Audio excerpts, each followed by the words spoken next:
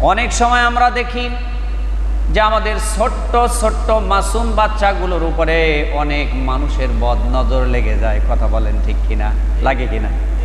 বদ নজর লেগে যায়। যেই সকল বাচ্চাদের চেহারা অত্যন্ত সুদর্শন, দেখতে খুব সুশ্রী, অনেক সময় দেখবেন কিছু কিছু মানুষের নজর এত খারাপ, মুখ এত খারাপ, যখন ওই মানুষটা ওই শিশুটার দিকে তাকায় একবার বলবে, আহারে বাচ্চাটা কত সুন্দর। এই যে বাচ্চাটা কত সুন্দর বলছে, বদ নজর লাগাই দিছে। আর এই বদ নজরটা এত খারাপ, এত খারাপ।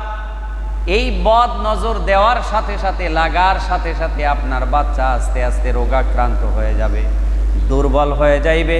কিছুদিন পরে সে আর খাইতে চাবে না, তার ক্ষুধা থাকবে না, আস্তে আস্তে শুকিয়ে যাবে, দুর্বল হয়ে যাবে, রোগে শোগে কৃষ্টক্লান্ত হয়ে যাবে। কথা বলেন ঠিক কিনা?